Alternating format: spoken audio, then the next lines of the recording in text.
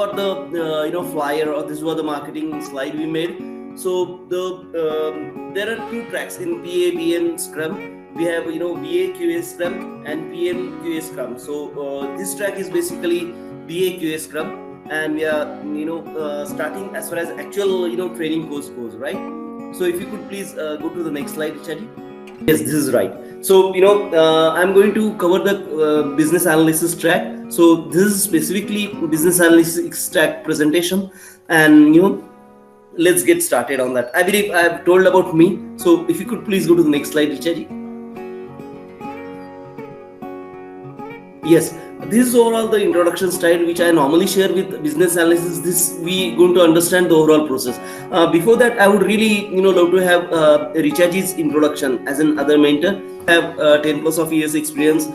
She's associated with agile methodologies for quite some years.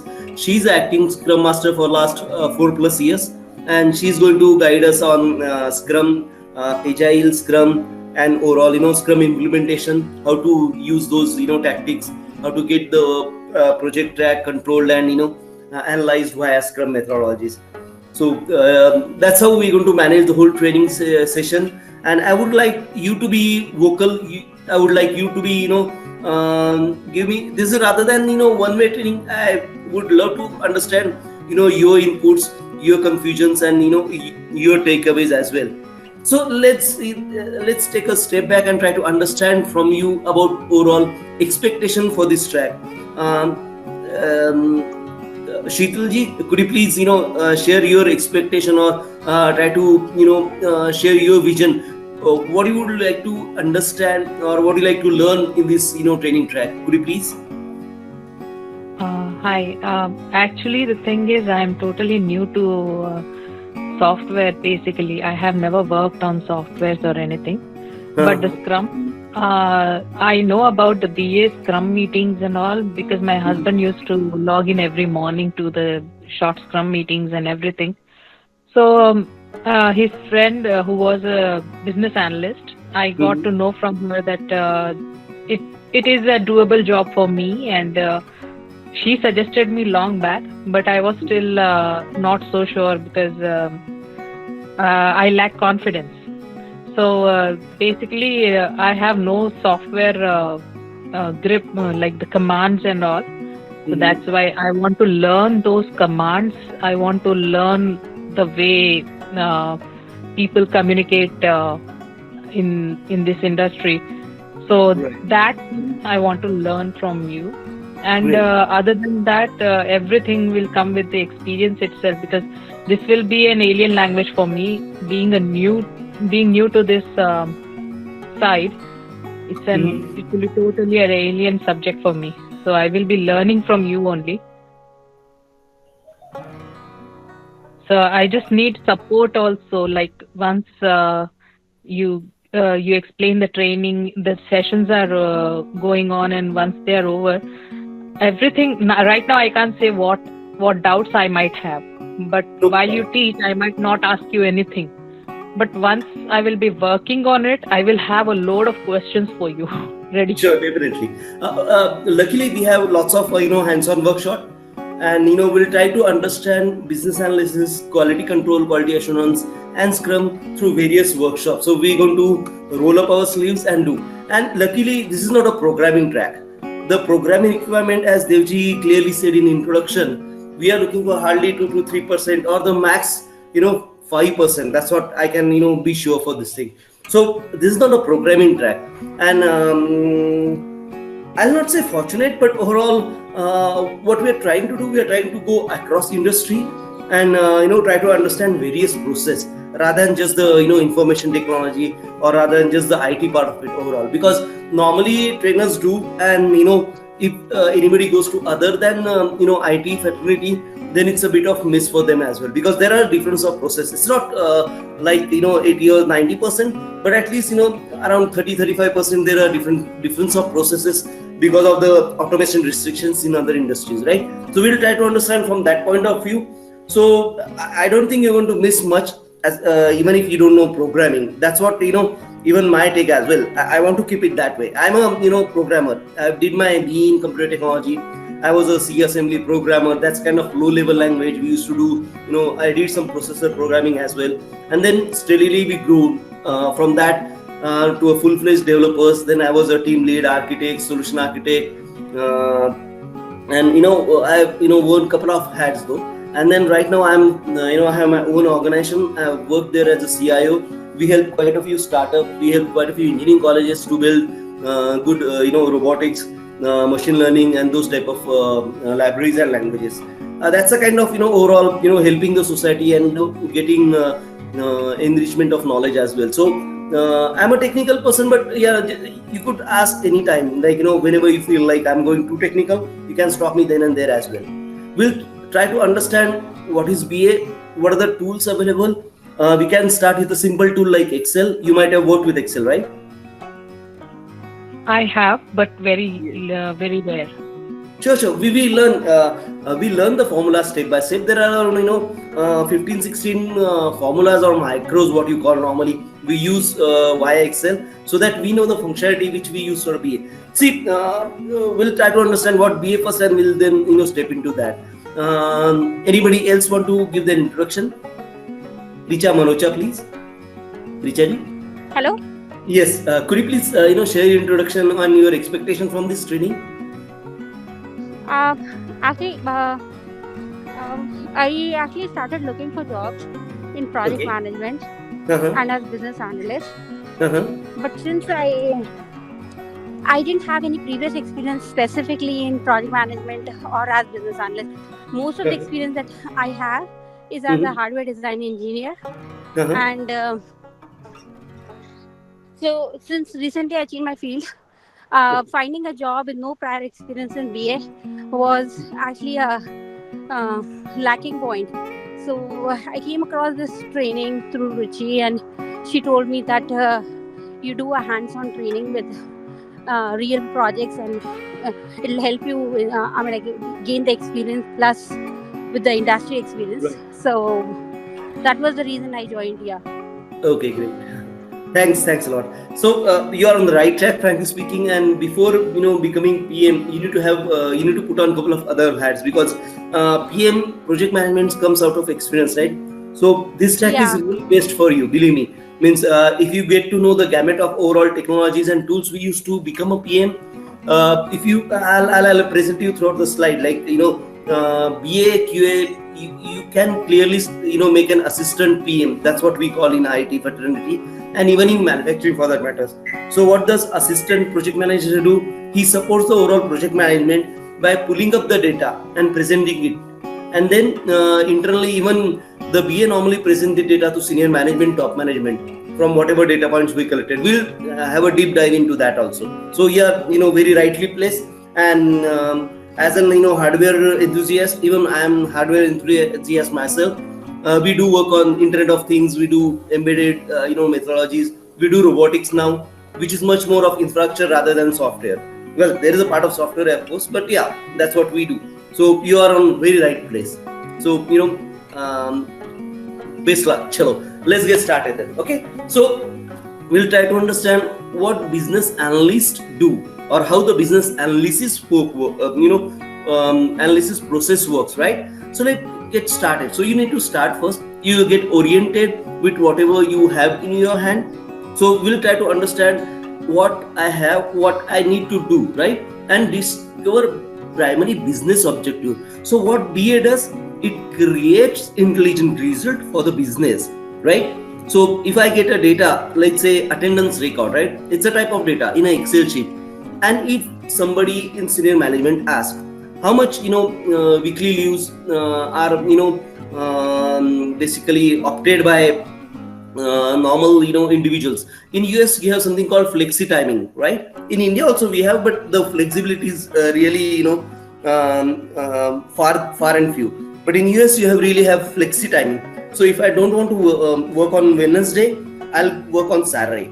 If I don't want to work on Tuesday, I'll take Tuesday, Wednesday as an off, and I'll work on Saturday, Sunday. Only thing, whenever you have meeting, you need to go into office and have those meetings. So this kind of scenario. So whenever a senior management, might be MD, CIO, CTO, or senior project manager, or a VP HR asks you, Like what are the guys who are not basically availing the weekend flexi timing. So you could really pull out from that Excel because of the attendance timing, attendance register, and share it with him. It might take couple of hours, couple of minutes. We'll get into that slowly, steadily. But this is how the business analyst work. The business analyst work with data elements to give an intelligent result or a human-like result. So this is kind of overall communication game, and I believe you are too good in communication, so that overall drives the whole analysis thing, right? So communication is not just the verbal thing. Communication basically via digital media, the emails, the presentations, and all the other aspects of it as well, right? So you're good in communication, that's really going to help you out. And then we'll go to start building up our career on this of business analysis. Then we'll slowly steadily go to QA, QC, and then Scrum, and then we'll have a live project at the end also, including these 3 tracks, right? So first we're going to learn business analysis. We're going to start with slowly steadily small exercises, how to understand data elements, how to be selective, right? So let's understand the process again. So we're going to discover primary business objectives, whatever directives given to us as an element of project team or overall element of organizational team. Will try to get the business primary business objectives which are given to us, and we start working on that. Then we'll define a scope. Like when I said I need to build a report where the weekend employees are taking flexi timings, the employees which are taking flexi timings for weekend specifically, right? So I'll define a scope. What I want to understand, whoever is not coming on weekend, whoever are coming on weekends are not coming on the weekdays because of the flexi time initiative, policy initiative. I want to understand who are basically enjoying the rights or enjoying the flexibility given to them, right? So we'll build a scope, we'll build the overall reach of the data, or what are the data elements needed to create this reach, to create the overall scope. You understand scope, right? Scope is overall whatever data width requirement width I'm talking about. We'll come to requirements in detail as well, so that you'll understand scope better there. But could you understand my problem right now? What I'm trying to guide as in top management given us a directive to find the employees which are not which are using flexi timings which are given to them, right? This is a policy formed by the top management, and we have had some attendance attendance data from which we need to present this data. I'll have this overall example running throughout the BA. This is a really good example because they have conditions, they have scenarios, and will devise each and every data elements in this, right? So Sheetalji, do you understand the scope overall? Yeah, a little bit. I'm able to understand. Okay, we'll go deep dive into that. That's true. How about you, Richa ji? Yeah, I understand. Scope means that the amount and the kind of work, it defines that, right? Perfect. So overall work element which we are targeted at. Perfectly said. Yeah. Great. And then the next step, we formulate a business analysis plan.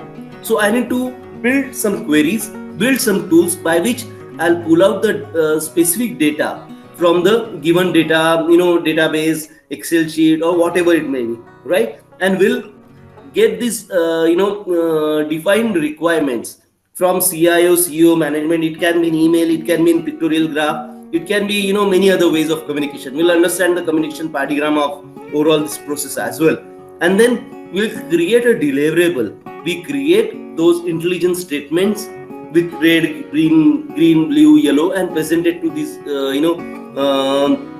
dignitaries or senior management, where I need to make those, whatever output I have created, make them understand, they know whatever I have devised in terms of all those, good looking presentation or good looking drawing or good looking data representation. There could be some gray, there could be some green, there could be some, normally we have yellow, green and red. Red is stop, yellow is okay, warning, and green is good to go. Those kind of normal, color coding which use, and we'll get to know this color coding as well, the meaning of the color coding. But that's pretty much these three are quite standard across the industries rather than industry. So that's how we use. So this is what we call technical implementation of overall data representation for the output. So we have red, green, yellow, right? So that's the thing. And then we'll help the business overall basically implement the solution. Then we'll come to understand how to implement these things regularly. So I'll build some, let's say SQL queries or Excel pivot tables, and I'll have this automatically represent throughout the organizational life cycle. So that wherever CIO, CEO, CTO, top management needs, he can just click and get this report by himself, rather than he calling me every time, he calling me, for giving the details and presenting it. So the process is automated overall. And then we'll assess the value created by this solution, how it's helping the management, and that's how we basically understand the performance of BA on a day-to-day life, right? So this is the overall process of business analyst. So you take the data, you process it, you present it, right? And then you automate this process. There is of course quality assurance, quality control involved in this, and that's predominantly the self-quality control and safe quality assurance which we devise, which we basically create through our processes, right? So we're going to build a quality process where wherever I present as an output, then the senior management whoever requested it will understand and will be happy to have this process gone further and automated it, right? So that's what the overall roles and scope of business analysis for a layman's term, right? Now we'll start taking some yes, Sheetal, do you have any question? Yeah, Please. I just had one question. I didn't understand the flexi part that you explained sometimes. Okay. Yes, flexibility is whatever organizational policy implement in a for an employee benefits in a given organization, right? So in US or in India also, we have something called flexi timing working. Have you heard of that? No. Okay, no problem. See, okay. In good old days, when my father and great guys were working, there was a fixed timing of an office. So you have to come before 9, you have to leave after 6. So if you are late, then there's a repercussion of your salaries and leaves and all those things, right? Do you know these things? Yes. Okay, so we used to call them 9 to 5 job, right? Then slowly, steadily, after let's say 2000, 2004, there is what you can say improvement in HR policies worldwide. In US, I think started using this thing from 1980s plus, but in India we have those things from 2004 onwards basically. So what this flexi timing allows the employees to basically come at 10, go at 8 o'clock. Go at how much, like 9-hour shift. So we have 10 when you come at 10. Then these 2 and that's 7, right? So you can go out at 7, right? If you come at 11, you can go out at 8. Means you can leave the office at 8. And there's a 1 hour, lunch timing, 15 minutes, 2 15 minutes breaks for, whatever, biological reasons or, any crunch or, or anything for that matters. So this is what the overall standard employee working shift, that's what we call, right? So it starts at 9. There's a lunch time of 1 hour. There are 2 breaks of 15 minutes, and you leave the office after 9 hours. That's how the whole employment timings is calibrated all over the world. This is a standard shift timings, that's what we call, right? And then there's a flexi, means if you come early, like you can start as early as 6 a.m. This is basically organizational policy we create for a typical HR, HR senior person who devised this policy. So if you go at 6 a.m., then you work for 9 hours, right? So 9 hours is 6 to 12 is 6, and then you can leave the office by 3 p.m. I used to do this thing when I was in US. I used to work for Enterprise Rent-A-Car. I used to start my office at 6 a.m. and I used to leave at 3 and then go home, play some lawn tennis, do running around and those kind of scenario. So whatever you do, this 9-hour shift, that's is flexible, but there should be an overlap for meetings and everything, right? This happens, and this is now basically implemented in India as well. Do you got a hold of did you understand what you mean by flexi timing, Sheetal? Yes. Now I do. But Okay, great. isn't there anything that we need to work as a team? So we need Mhm. the team members available at that time. Right, If we go for our flexi time, right. so So will that yeah, let clash? me. Sure, no problem. As I told you, there should be at least 2 hours or 2.5 hours. That was the policy of overlap.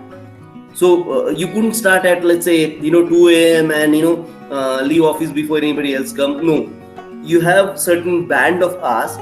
Like you couldn't. I think in enterprise rent a car, we used to have something like you couldn't come before 5.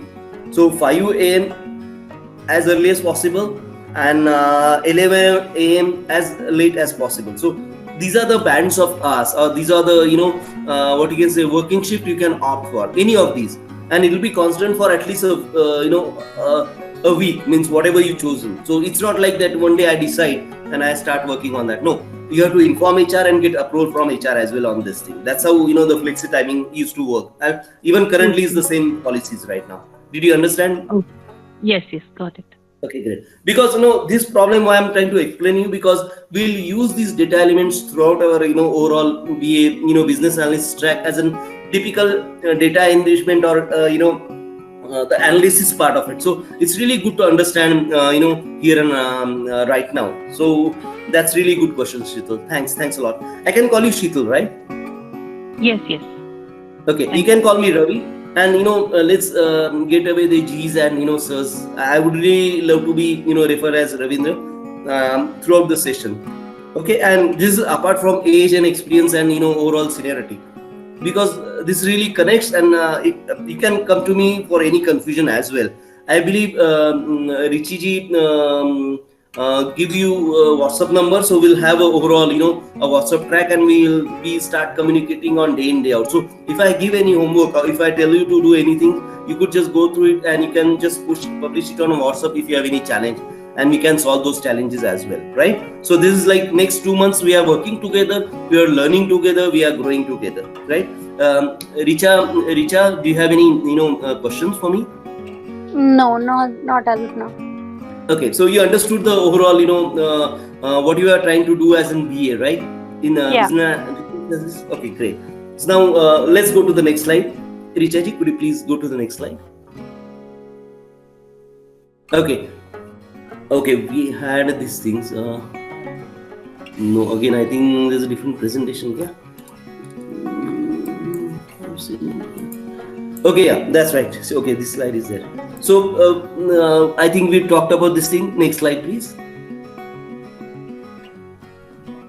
Okay, now let's try to understand various type of what you can say elements we've segregated this overall track into. So we're going to start with overall understanding requirement, right? So what do you mean by requirements? When requirement comes to you, how we devise the overall requirement propositions, the length and breadth, or of whatever given requirements. There are certain templates we use as in requirement templates.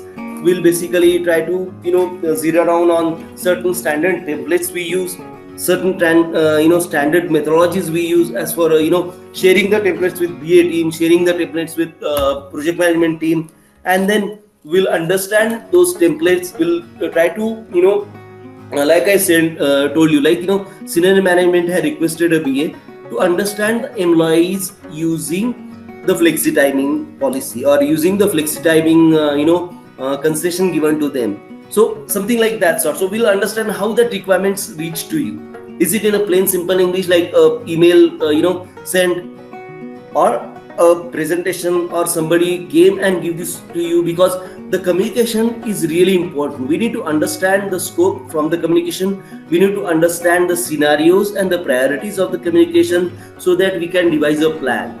A plan is a simple thing, like kind of to-do list as well. I do this, I do this, I do this, I do this. Okay, and then you can share with this thing what are the communication level, periods of the requirements, and so on and so forth. Then how to trace requirements. Whoever given the requirements to you might be working as a team, so you can't go to CEO CTO on day in day out, right? So there are certain channels, or there are certain methodologies by which you normally inform them via certain channels. So we need to understand the traceability of the requirement. We need to understand the overall gamut of whom to contact, whom not to contact in case of confusion.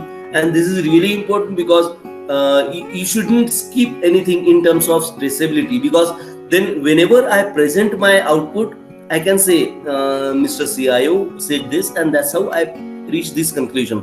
Because whenever there's a requirement creep, what you normally call, we should try to embed all the requirement creep from our day-to-day life as well. Frankly speaking, we'll come to that slowly, steadily. And then how to maintain requirements. There could be some addition after you started working, right? So whenever you want to basically refine your requirements further, you need to understand the overall gamut of the persons who are included, who are given you requirements, their seniority, who overrules what, and who basically has the stubborn or strict policy, like this is the main motto of the requirement, right? So we need to understand those also. We need to understand the environment, we need to understand the scenarios and priorities.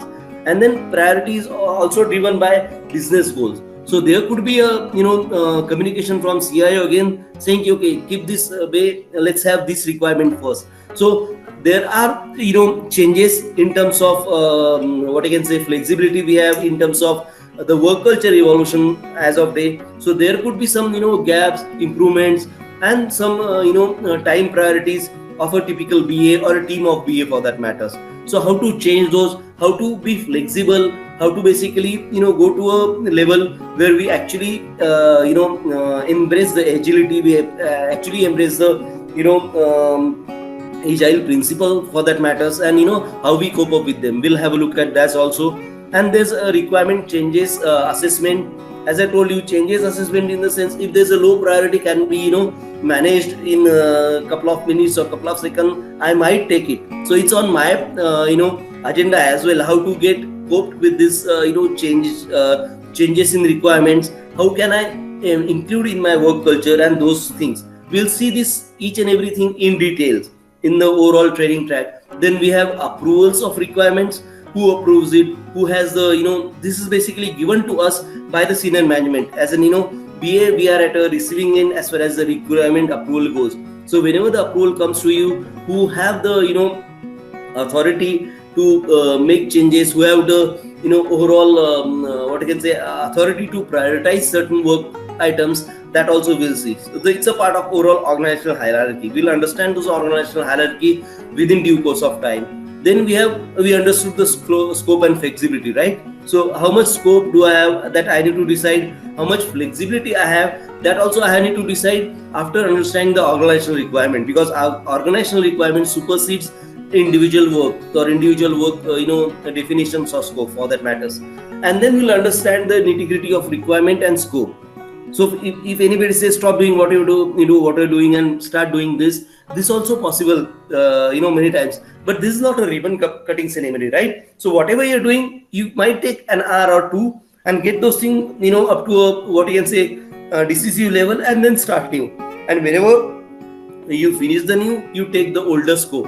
This happens normally. We'll understand how this switchover works and how a BA could be really instrumental in doing this switchover. What are the nodes you need to include in your work, so that at a given turning point, the whatever work you did earlier could be utilized in the best efficient way.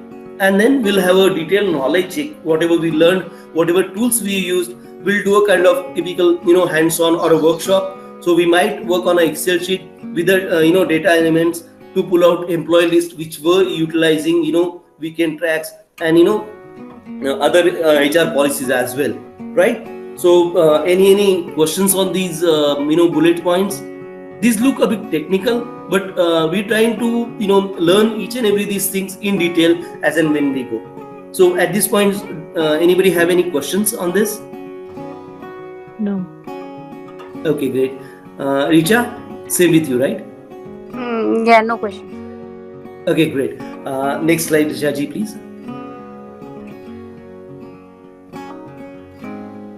Now, after understanding the overall environment, I'm going to a level where I'm starting understanding what is analysis, what is reporting, what are the tools I'm using. Analysis is what analysts do, right? So you analyze data. And as a layman person, I do analysis every day, frankly speaking. I try to understand how to make, let's say if I'm making something like idlis, how to make it efficiently. I keep thinking whenever I do idlis, right? Whenever I do idlis next time, I'll try to make an efficient and faster way to cook idlis and the best possible scenario. So improvement is a normally layman's term, every man's or every human being's agenda for the day, right? So how do you improve yourself? That's what we learn.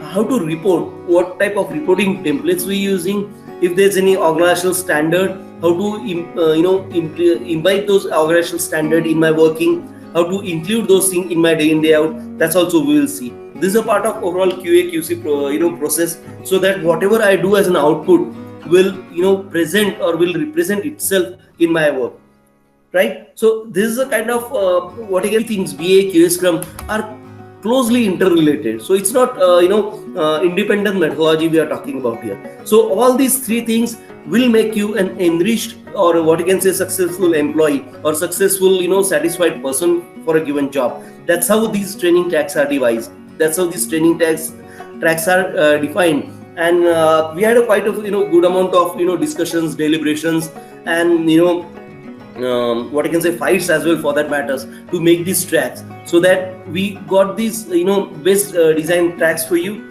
so you can understand BA, the quality assurance, quality control type in BA, even how to use Scrum in BA. And Scrum and BA QA makes a killer combination, because you are really an integral and important part of the overall project teams then.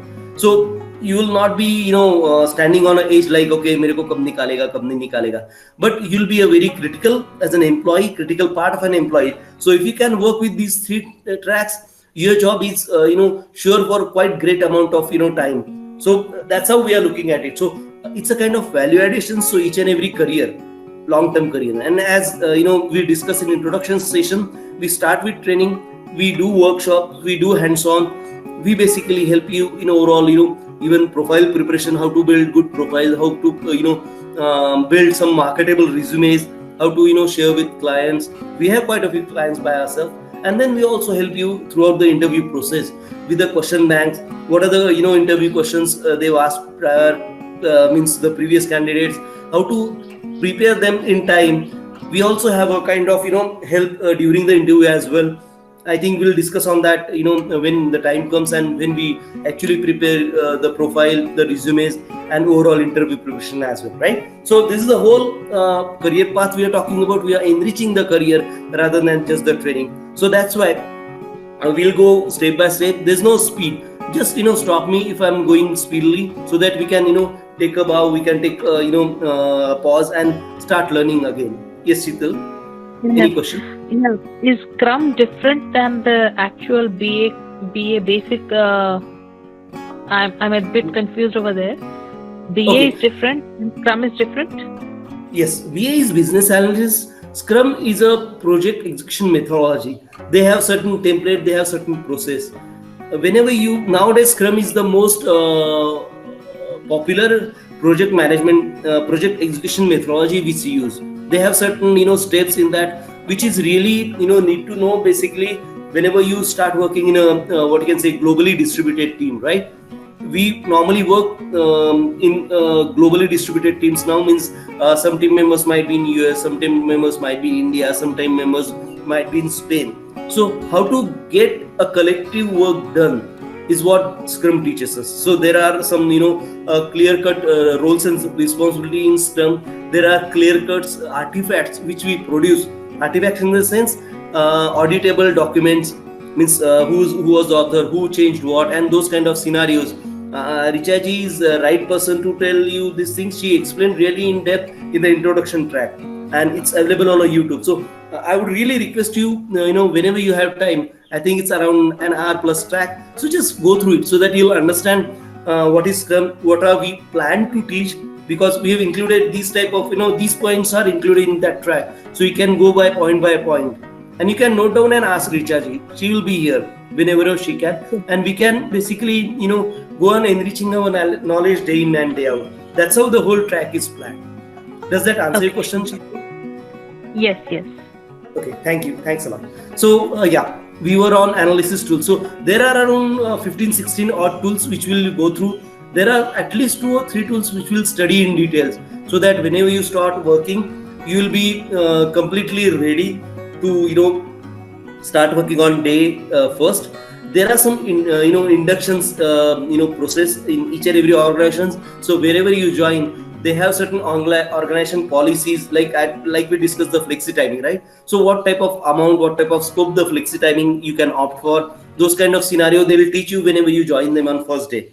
And they you take you to dinner or lunch according to organization policy. This is I'm talking about the North American business policy. This is common for North America and Canada as a region overall, or overall all the developed countries. Means you talk about Europe, they have this process. So whoever joins you, there's an induction program from organizations. So they'll tell you about this is our business logo, this is who is the CEO, founder, current CIO, VP, HR, the person you're going to report in HR, the person you're going to report for your all day in day out duties. This is what the induction, what they call induction, is basically welcoming. It's a kind of more formal way of welcoming a new employee, right? So that time you will basically going to understand whom you are reporting to, and what are the flexibility, attendance policy, the example which we discussed, and other things as well for that matter, right? So then how to gather requirements. Requirements comes to you, but how to make sense out of any requirement, that's what the requirement gathering about. And this is really crucial part, because when an analysis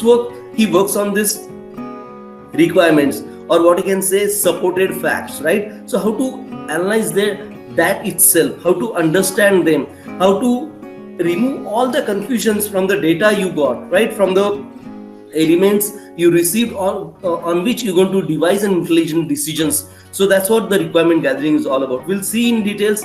We'll try to understand a couple of tools you can use in requirement gathering. These are optionals, but as a human, frankly speaking, as a female, you have a great knack of understanding requirement much faster, and this happens across the globe, frankly speaking. So it's really great way to understand whatever you got, and to make a great sense of out of it, and how to make or basically to start the overall analysis process on it. So you need to first make sure whatever you got, it's concrete and concise enough, right? So we'll go to understand what you mean by concise, what you mean by complete, what you mean by a validation of requirement, how to do that. That's also we'll see in detail, right? And then we're going to basically understand the data driven decision making, right? Let's say for that matter, I want to make an idli, and I don't have what you can say that sticky rice which we do, right? Normally the idli with, right, or what you call boiled rice, or specific type of rice which is really raw in many aspects. So it's kind of cheaper, it's kind of light on idlis, right? And there are other rice. So we have something like basmati rice, we have something like mogra rice, and so on and so forth. So we use all these different type of rice for different things. So whenever you want to make a idli, you normally go for this boiled rice, or the low quality rice, or raw rice for that matter, right? So, but if you don't have that thing, then you can go with something like mogra and all those middle level rice, or a moderately cost rice, other than going for basmati, tilda, or whatever very high quality of rice, which is of course highly priced. So these type of decisions, these type of data element based decisions you need to do. And how to do those, that's what we're going to make, that's what we're going to learn, that's what we're going to excel in, right? So slowly, steadily, we'll come becoming business analyst, and then we start analyzing the data day in, day out. And that's a kind of habit then you don't have to really understand these, entity points, but you can keep doing by yourself. Like you make tea today, right? We make tea without even measuring the tea powder, or without even measuring the water. We have a pot, we fill it as per our requirement. We put the tea powder as per our requirement. After boiling the water, we put some adrak and what are the masalas you want to put, and you do the tea as quickly as you can for a given normal process, right? So we are talking about a data driven decision making. Whatever you don't have, how to use other optimal creature, other optimal data points, and get the analysis done and present it in the best possible scenario. This is what the whole process of analysis is all about. So understanding the data elements, data driven decision making is also one of the important part of it. and then we'll move to overall actual business analysis as in process.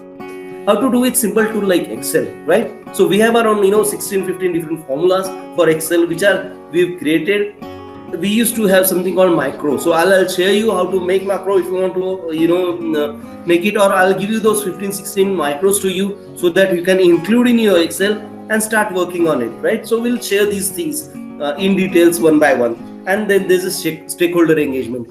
Stakeholders are basically all the dignitaries who are working with you or who are basically demanding the output of you, or who are basically sharing you the data with to work on with, right? So all these stakeholders who are engaging with you on day in day out in a given organizational work culture, that's what the overall stakeholder is all about, and will understand whom to really crucial for your process, who are you have to take notice, but yeah, you can ignore them most of the time. So those kind of stakeholders.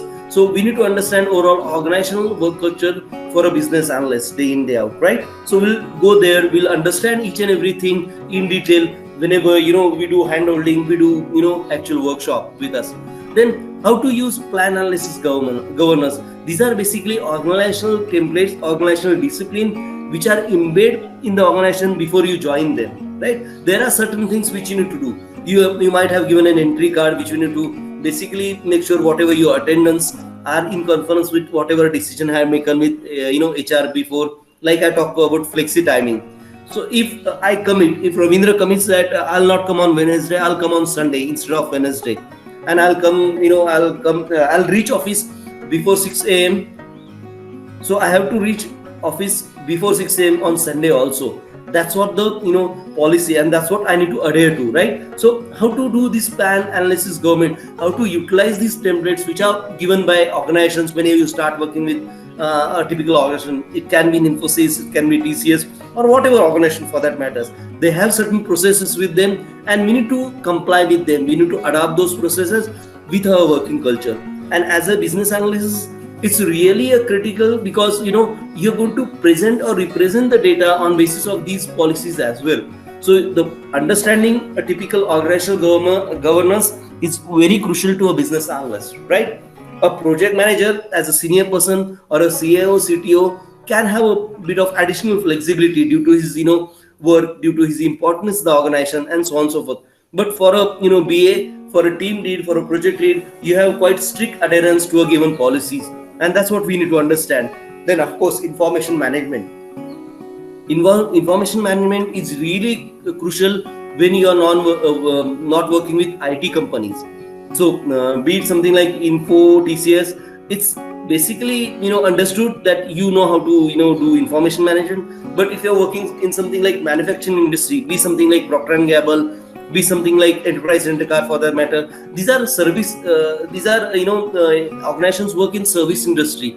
They create something like FemCare products. So the information management is real crucial, because the co-workers whom you normally work with, they don't know IT in that depth the way you know, or the way normally the information technology organizations know, like TCS and Infosys. So this is really crucial to understand the overall gamut of data points, gamut of data communications available in those organizations, and work on them. Then we of course will share the analyst templates in detail with each of us, so that we can work on them. Whenever you join the organizations, you can really improve their analysis process as well, because I have really great templates with me which are improved, or which are basically collaborated by great groups like IEEE, Computer Society of India, Agile India, then various other organizations I've worked with. So this is really good thing to start, means you'll get a really good head start whenever you're going to join a company with these templates. They'll help you a long time. Any questions on these points at this moment? No. Okay, Richa?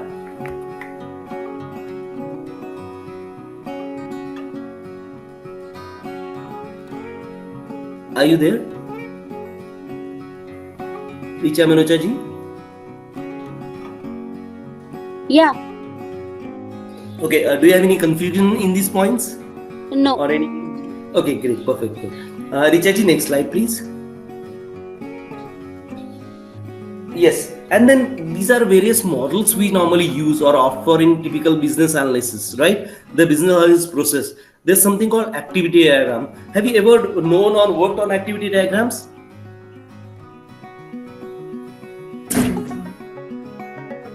No, Richa, have you ever worked on activity diagrams?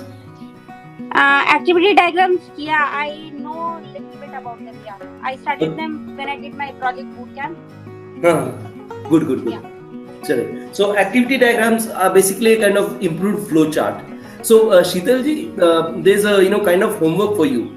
Try to search something like flowchart and activity diagram in Google. Right? Okay. We'll do it in detail. Just I want to do a kind of what you can say, because all these tools are really important. If you can spend some time understanding, and this is just a kind of precursor. We have activity diagram training tutorial within ourselves within this training capsule. But just to because see, activity diagram is a what you can say improvement of flowchart. Flowchart is basically a pictorial representation on a paper or a something like Microsoft Visio, where we create a complete execution, like for making tea, right? Collect pot, collect water, collect tea powder, collect sugar.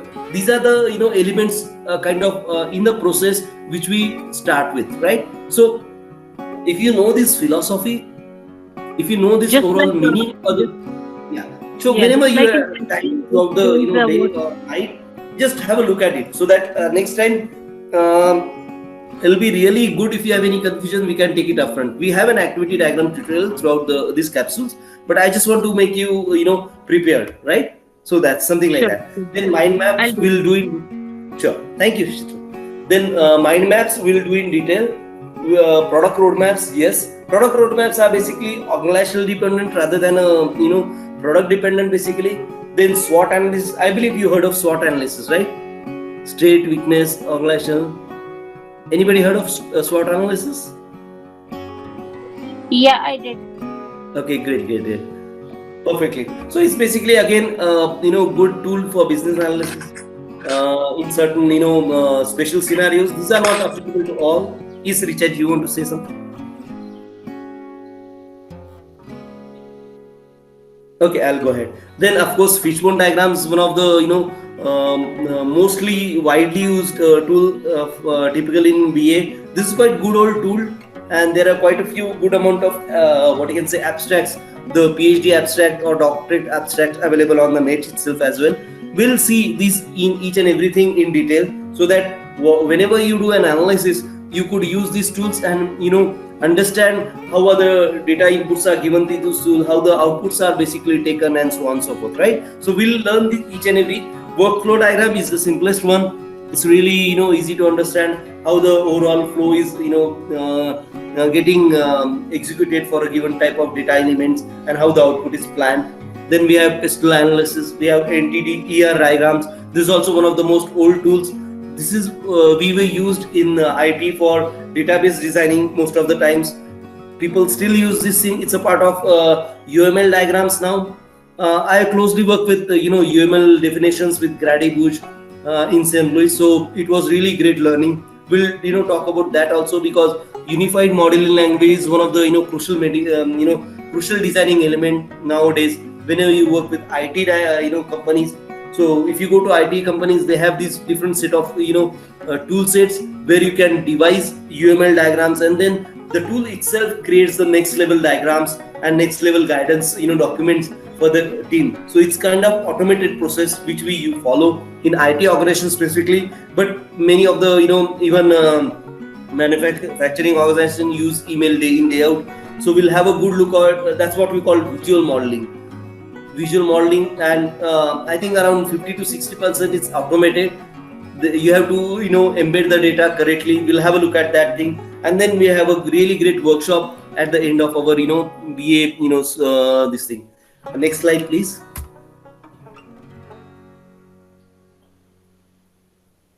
We saw next slide. We've discussed on this. Okay, now here starts the actual BA thing. So we'll understand I think we're almost at the end of our thing, but we'll just we'll just go through these things, and we'll start with the requirement proposition tomorrow. What do you mean by requirement proposition? How do you define requirements? How do you trace it? How do you maintain it? How do you prioritize it? And these things mostly we'll cover these things in the next sessions. So I'll basically what I given as homework is basically to understand. Whenever we'll start with flowchart. We'll start understanding flowcharts, how the requirement proposition works in a flowchart, and then we'll take our sample, right? What example what we discussed, an employee,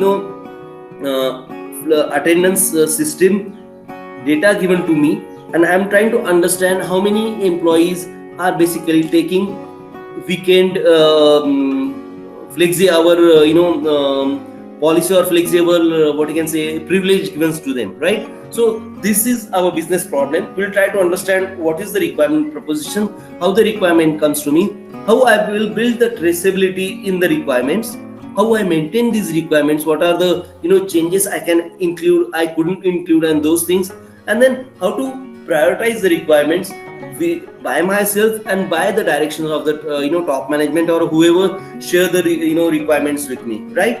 So that's what I'm really interested in, really talk about. Then we have various how to include the scope flexibility, how to what I can say, fix the scope overall, so that whatever I'm doing is in a finite scope, because whenever you work you must have a finite scope. You can't go and working on an infinite scope. That's what I think a problem with our Indian social structure. Like we normally work with infinite scope, and then we basically start saying why I couldn't do it, why I creeped across, or why my work is getting too much heavier on a heavier side, and those kind of scenarios. So this is mostly understanding scope, understanding or fixing the scope is really gives you job satisfaction, really make you confidence when you start working, right? So understanding scope, understanding requirements is really a crucial part overall, right? So building confidence, building job satisfaction is also kind of embedded part in the overall business analyst job. So whenever you do, or for that matter anybody's, frankly speaking, if you have job satisfaction, you'll have more enthusiasm, more to give. You can do it intelligently, you can do it happily, you can do it really with a smile on your face. That's what the overall agenda of this requirement scope fixing. We'll come to that, we'll learn that as well.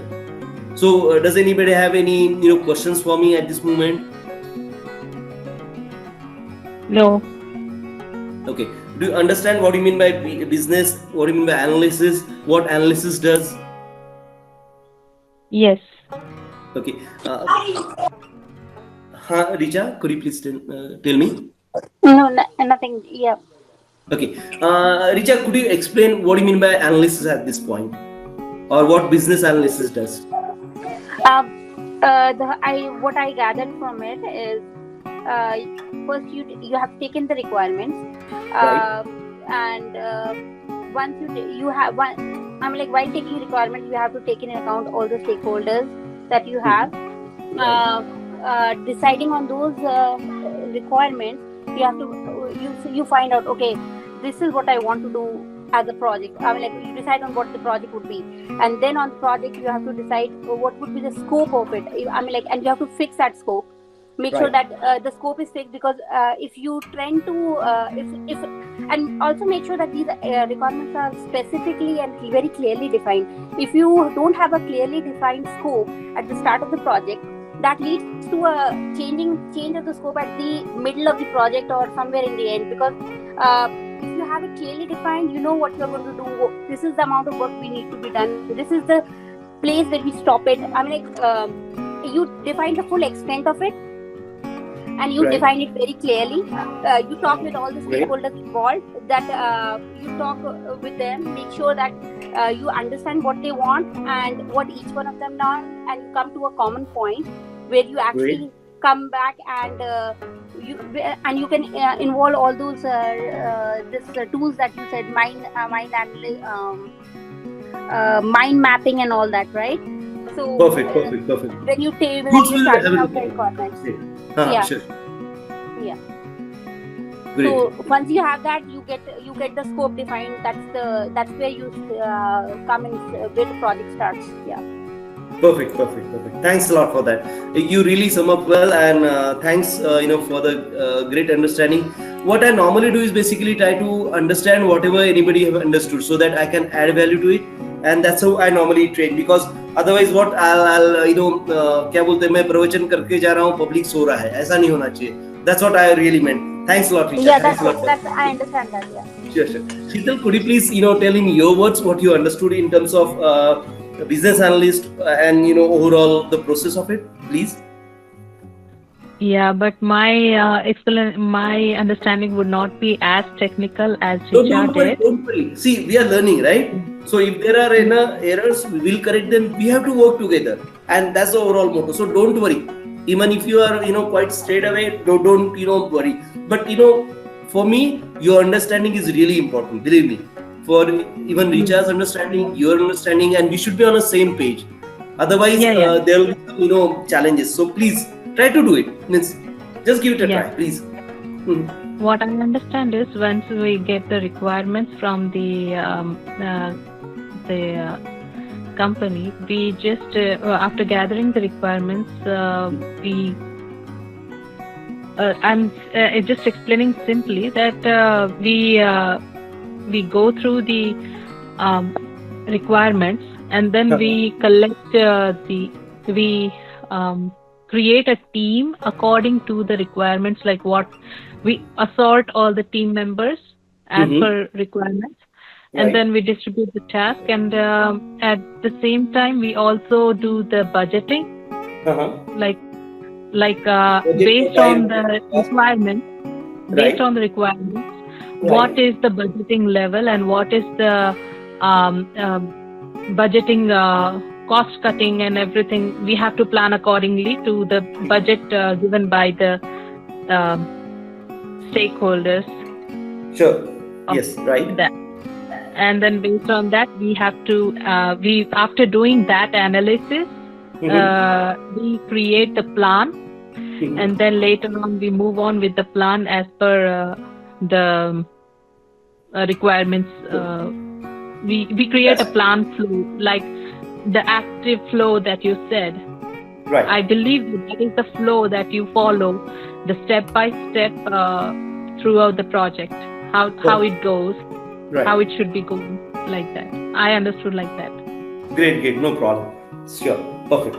And you'll have a look at the flow chart. Try to understand flow chart and activity diagram if possible. We'll do that thing throughout our training, but understanding is important, right? And that way we can really ramp up overall training as well, for that matters, right? So thanks. You really explained it well. The overall BA process. We'll have a revision at it in the next class. I believe we have class on Wednesday. Wait a minute. Yeah, we have class on Monday, Wednesday, and Friday. Okay, so we'll meet on Friday evening, US timing again, right? Okay. Sure. So we'll close this session. Thanks a lot, Sheetal. Thanks a lot, Richa. And let's keep up learning, right? Thank you. Thank you. Thanks a lot. Have a good Bye. Take care.